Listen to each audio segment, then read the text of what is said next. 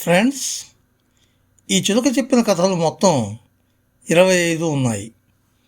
ఒక్కొక్క కథ ఒక్కో వారం ఇస్తాను.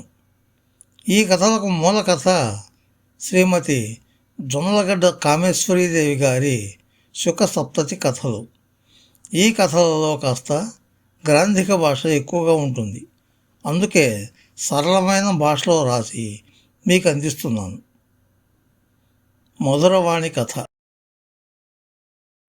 మరునాడు పద్మిని పెందలాడే భోంచేసి అందంగా ముస్తాబై, అక్క, నిన్నటి కథ భలే రసవత్తరంగా ఉంది. మిగతా కథను ఇప్పుడు చెప్పు. కథ మొత్తం విని తర్వాతనే నా పొందు కోసం పరితపిస్తున్న నా మన్మథ సింహుడి దగ్గరకు పోతాను అన్నది. అప్పుడు చిలుక ఇట్లా చెప్పసాగింది.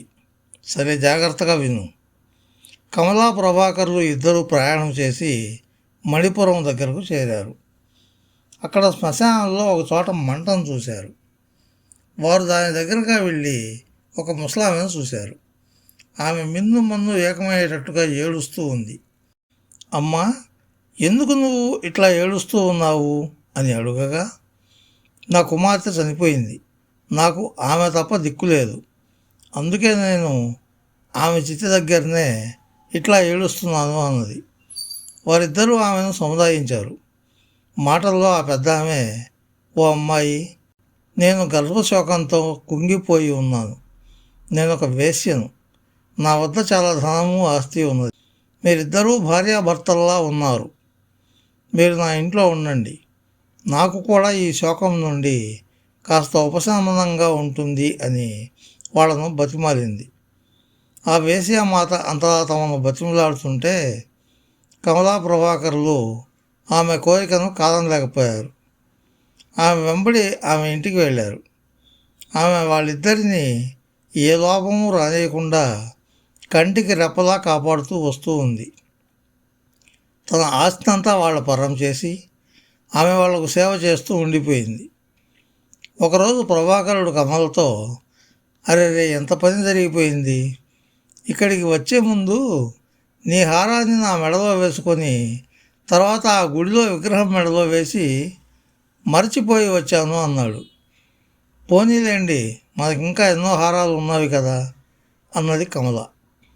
అయినా అంత విలువైన హారాన్ని ఎందుకు పోగొట్టుకో, వెళ్ళి దాన్ని తీసుకొని చిటికలో తిరిగి వస్తాను అని ప్రభాకరుడు తన గుర్రాన్ని సిద్ధం చేయసాగాడు. కమల, ఆ వేశ్యామాత ఇద్దరూ ఎంత బతిమాలినా వెనక ప్రభాకరుడు ఇప్పుడే ఒక గంటలో వస్తాను అంటూ శరవేగంతో గుర్రాన్ని దౌడు తీయించాడు. చాలా వేగంగా ఆ దేవాలయాన్ని చేరి విగ్రహం మెడలో హారాన్ని తీసుకొని మెడలో వేసుకొని తిరిగి బయలుదేరాడు.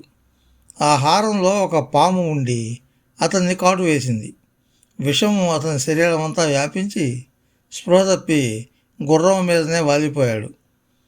ఆ గుర్రం చిన్నగా వచ్చిన దారినే పోయి మణిపురం చేరి వేశ్యామాత ఇల్లు గుర్తుపట్టలేక ఆ వాడలోనే ఇంకో ఇంటి ముందుకు వెళ్ళి నిలబడింది. ఆ ఇంట్లో మధురవాణి అనే వేశ్య నివసిస్తూ ఉంది. ఆమె ఇంటి ముందు స్పృహ తప్పి గుర్రం పైన వాలిపోయి ఉండే ప్రభాకరుణ్ణి చూసింది. ఆమె గబగబా కిందికి దిగి వచ్చి తన నౌకరుల చేత అతన్ని ఇంట్లోకి పట్టించింది. ఆ గుర్రాన్ని ఆమె ఇంటి ఆవరణలో కట్టేయించి దానికి నీళ్లు గడ్డి పెట్టించి ప్రభాకరుడికి చికిత్స కోసం వైద్యుడిని పిలిపించింది. ఆయన ప్రభాకరుడికి వైద్యం చేసి మందులు వేసేసరికి ప్రభాకరుడు లేచి కూర్చున్నాడు. అతని అందాన్ని చూసి మధురవాణి గుండెలు కొట్టుకున్నాయి, నరాలు తీయగా మూలిగాయి. ఇంత అందగాడితో ఒక్కసారైనా తృప్తిగా సుఖపడకపోతే ఇంకా ఈ జీవితం ఎందుకు అనుకొని అతడి ఆరోగ్యం బాగైన తర్వాత అతనికి సేవలు చేస్తూ అతనితో సుఖాలు అనుభవిస్తూ అతని దగ్గరే ఉండసాగింది. అక్కడ కమల వేశ్యామాత ఇంట్లో తన భర్త ఇంకా రాలేదని బాధపడుతూ ఉంటే వేశ్యామాత ఆమెను ఓదారుస్తూ, అమ్మా, బాధపడకు, ఇద్దరం కలిసి అతన్ని వెతుకుదాం పదా అంది. అక్కడ మధురవాణి తల్లి అపరంజికి తన కూతురి ప్రవర్తన అర్థం కాకుండా ఉంది. హాయిగా డబ్బు సంపాదించుకోకుండా ఆ ప్రభాకరుడి చుట్టే ఎప్పుడూ తిరుగుతూ ఉండడం చూసి ఇక తట్టుకోలేక ఆ సాయంత్రం కాళికాలయానికి పోయి గర్భగుడిలో చేరి తలుపులు వేసుకుంది. సాయంత్రం వ్యాహ్యాలకి వెళ్ళిన కాళికాదేవి తిరిగి వచ్చి తలుపు తట్టింది.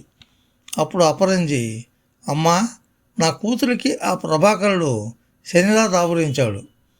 అతని బారి నుండి నా కూతుర్ని కాపాడుతానని మాట ఇస్తే గాని తలుపు తెరవను అన్నది. అప్పుడు దేవి, ప్రభాకరుడు నా వరప్రభావంతో పుట్టినవాడు, అతన్ని నేనేమి చేయను, అతని గురించి నీకు తెలియదు అన్నది కాళికాదేవి. దానికి ఆమె, అతను ఎవరైనా సరే నా ఇంట్లో ఉండడాన్ని నేను ఒప్పుకోను, ఎట్లయినా అతను నా ఇంట్లోంచి వెళ్ళిపోవాలి అని కరాఖండిగా చెప్పింది అపరంజి. అప్పుడు కాళిక ఒక దారమును అపరంజికి ఇచ్చి, దీన్ని ప్రభాకరుడి మెడలో కట్టు, వెంటనే అతడు చులుక అయిపోతాడు అని చెప్పింది. అపరంజి దాన్ని తీసుకొని తలుపు తెరిచి తన ఇంటికి పోయి ఆ సాయంత్రమే ఆమె ప్రభాకరుడి మీద లేనిపోని ప్రేమ నటిస్తూ అతని మెడలో ఆ పొడతాడు కట్టేసింది. అతడు వెంటనే చులుకగా మారి తుర్ర ఎగిరిపోయాడు. దాన్ని చూసి బుధరవాణి హా ప్రియా అంటూ మూర్ఛపోయింది. ఆమెకు ఉపచారాలు చేసి ఎంత సముదాయించినా ఆమె ఏడుపు మానలేదు. ప్రభాకరుడు మధురవాణి ఇంటి నుండి ఆ నగర పాలకుని ఇంటిలో అంతఃపురం మీద వాలాడు. అతని కూతురు ఆ చిలుకను చూసి ముద్దుగా అనిపించి దాన్ని పట్టుకొని తండ్రికి చూపించింది. అక్క, నాకింక నిద్ర వస్తూ ఉంది, మిగతా కథ రేపు చెప్పుకుందాంలే, నువ్వు కూడా ఇంక పండుకోపో అంటూ పద్మిని పడక గదికి వెళ్ళిపోయింది. కొరవ 3వ భాగం మాధవి కథలో. లైక్ చేసి సబ్స్క్రైబ్ చేయండి ప్లీజ్. ఫ్రెండ్స్, ఈ వీడియో మీకు నచ్చితే లైక్ చేయండి, మీ మిత్రులకు కూడా షేర్ చేయండి. మా ఛానల్కి మొదటిసారి వచ్చినట్లయితే సబ్స్క్రైబ్ చేసి పక్కనున్న బెల్ ఐకాన్ని యాక్టివేట్ చేయండి. మా ఛానల్లో అప్లోడ్ చేసే ప్రతి వీడియో మీకు నోటిఫికేషన్ రూపంలో వస్తుంది. Thank you friends. Thank you very much for watching this video. Bye bye.